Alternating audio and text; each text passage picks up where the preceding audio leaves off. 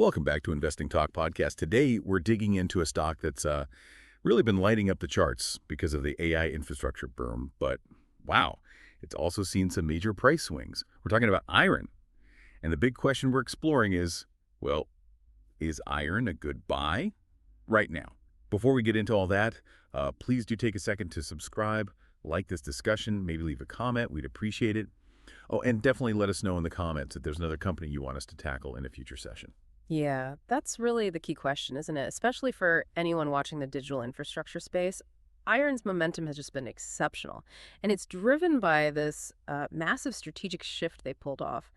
Really quite something. So today, we'll unpack the fundamentals, what's driving the growth. We'll look at that price volatility, the good and the bad for investors, and we'll map out the catalysts coming up soon that could really move the needle. Okay, let's start with that business transformation.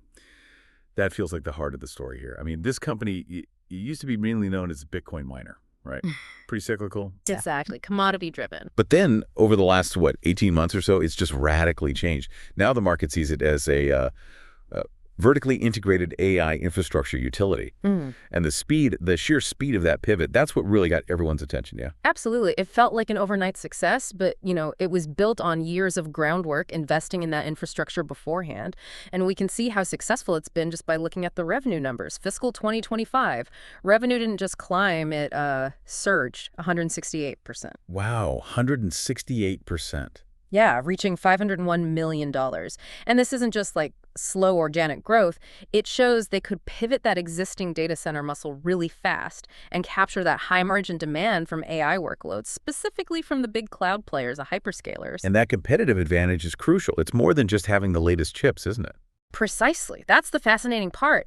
They're building a real moat here. They're not just, renting out server racks. They're the full package. They own and operate the hardware, yes, but also the power generation, the data centers themselves in places like Australia and Canada.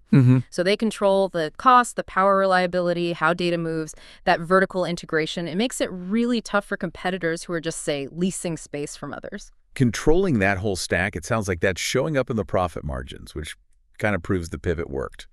Looking at their last earnings beat, August 2025. The numbers were strong, 0.1 times EPS, $187.3 million revenue. But the kicker was that net margin, 33.03%. That's unusually high for infrastructure, right? It really is, and it speaks directly to the leverage they get from owning the power, owning the buildings. That's exactly what the market loves to see in these high-growth infrastructure plays. Okay, so the growth story is compelling. What about the financial bedrock supporting all this? Well, fundamentally, the business looks strong enough for this kind of rapid expansion. Net income for the trailing 12 months, the TTM, landed at $86.9 million. That gives you a pretty healthy net margin across the whole year, roughly 17%. Okay. And connecting that to the bigger picture, their balance sheet traditionally has been quite clean. That's what supported this aggressive expansion. You're looking at a market cap around $19.31 billion. And historically, low reported debt, strong EBITDA coverage. Management always highlighted this, saying it gave them, quote, operational flexibility to jump on market opportunities. Okay, but wait a second. You said historically low debt. But didn't they just announce a huge debt offering? Like $875 million this month? Yes. Good point. Doesn't that kind of contradict the operational flexibility story? If things were so flexible, why rush into convertible debt now? That move, plus that really eye-watering forward PE of 73.04, it suggests the market is betting huge on future growth, right? And maybe the company needs that debt now to fund those bets. That's a critical tension, and it's exactly why the stock is so well debated right now. You're right. That high PE prices and massive future success that, hasn't fully shown up in the numbers just yet.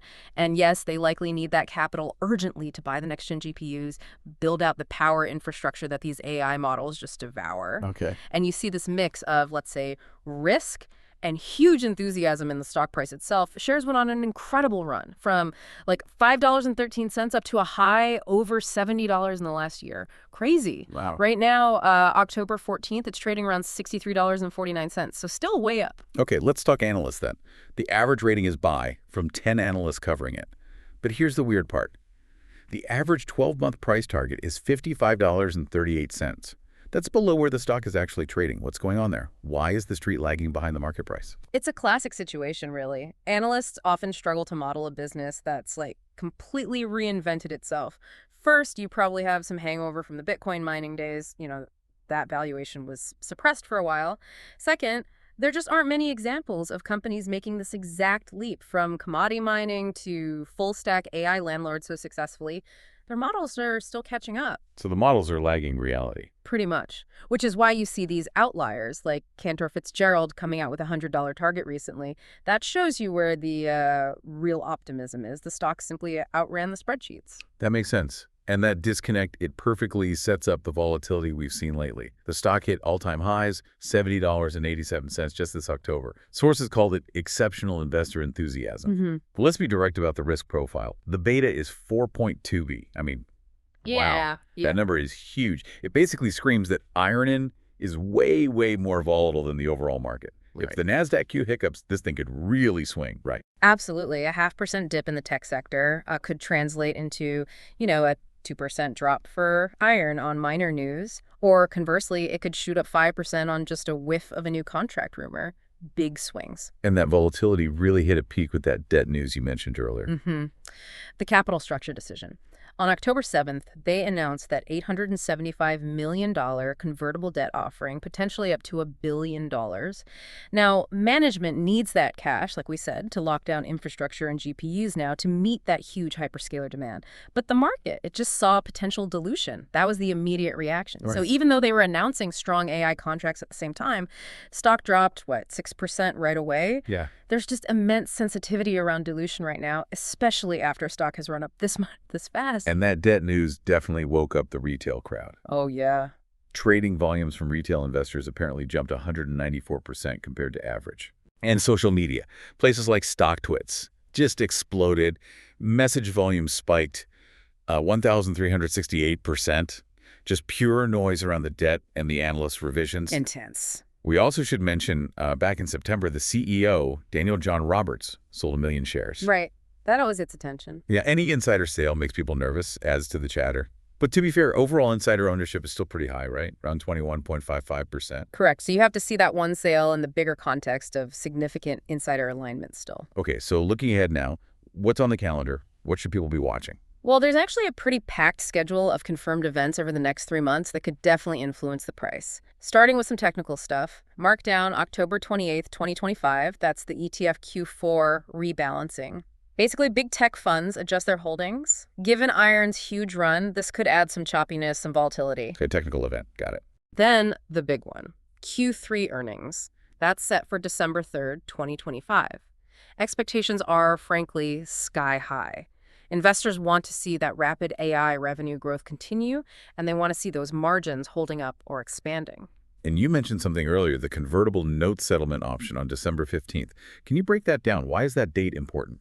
Yeah, it's critical. That's basically a date when the investors who bought that new debt can choose to convert it into common stock shares. Yeah. Dilution risk again? Exactly. It could increase the number of shares out there, the float, potentially diluting existing shareholders, or the company might have options to deal with the notes then too. Since the market is so hyper-focused on dilution right now, any news or action around that settlement option on December 15th will be a major, major catalyst. People will watch that very closely. Beyond the confirmed dates, there's always the rumor mill, right? What's the speculative buzz? Oh, it's definitely buzzing. There are persistent rumors about a potential new strategic alliance, maybe with a top-tier hyperscaler, one of the giant cloud companies. Like an Amazon or a Google or Microsoft type. Exactly. For deploying next-gen GPU infrastructure, if something like that gets confirmed, that would be massive, a real game changer. Okay, what else? There's also chatter about a possible uplisting, maybe to the Nasdaq Q100 index, potentially after a strong Q3 earnings. That would mean? That would mean index funds have to buy the stock, mandated institutional buying, huge sustained demand. Gotcha.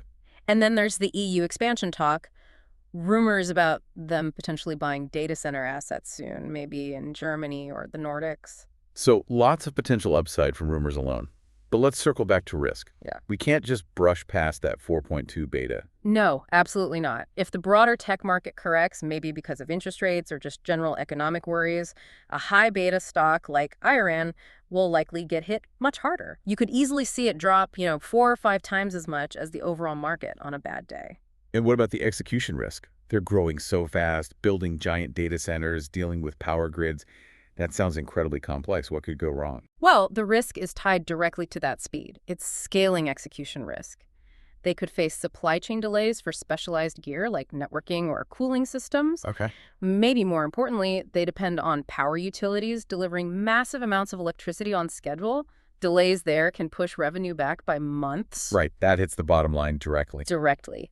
And finally, they're competing fiercely for those next-gen GPUs. Everyone wants them. Any slip up in execution, any delay, it impacts the timeline. And that, in turn, puts pressure on those huge growth expectations that are baked into that high PE ratio we talked about. Okay, so pulling it all together, what's the overall take here? If we synthesize everything, the investment thesis, despite the risks, still leans decidedly bullish. We'd rate it maybe an 8.5 out of 10. The core reasons hold up. That unique vertical integration, how they've successfully set themselves apart from, say, just pure miners, and their proven track record now of executing fast to grab that hyperscale AI demand. It supports a strong view despite the volatility. So for you, the listener, what does this mean? Well, it looks like IREN presents a pretty interesting, but challenging profile. It could be attractive for shorter-term trading, given all those catalysts and the wild swings over the next 3 months. But it also potentially fits a long-term wealth creation strategy, betting on that huge, ongoing secular demand for digital infrastructure, which really isn't showing any signs of slowing down. Yeah, and given how focused the market is on capital structure right now after that debt offering, watch the discussion around share repurchases. There might be talk, maybe even a shareholder vote, about the company getting aggressive with buybacks to offset the dilution from those convertible notes, managing the float, basically. That could be a really significant trigger for the stock price going forward. So maybe the question for you isn't just, is IREN a buy? It's more like, can your portfolio handle the roller coaster ride of a 4.10-year beta stock when its valuation hinges not just on today's success, but also on speculative things like EU expansion and those unconfirmed hyperscaler deals? That's the real gut check. That is definitely something to think about. A powerful thought indeed. Stay informed, everyone, and we'll talk to you next time.